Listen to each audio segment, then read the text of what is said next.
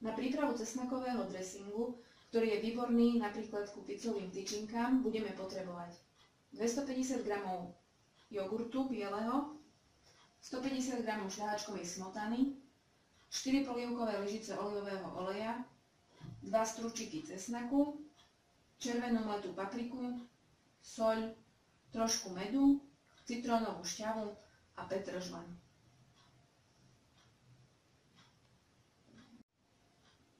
...250 g bieleho jogurtu zmiešame so 160 ml šľahačkovej smotany. Premiešame. A pridáme 2 strúčiky cesnaku, ktorý roztlačíme.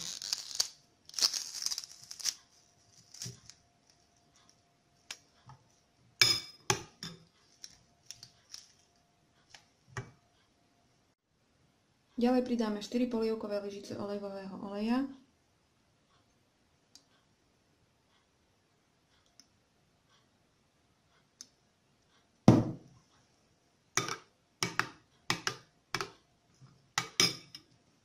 Citrónovú šťavu.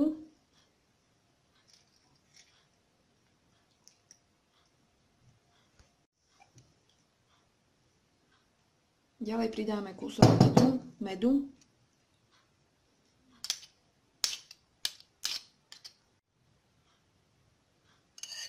Čerstvý alebo kľudne aj sušený petržlen.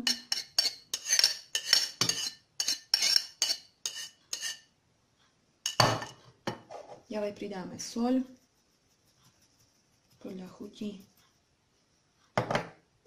a kúsok červenej papriky. Celé to spolu premiešame.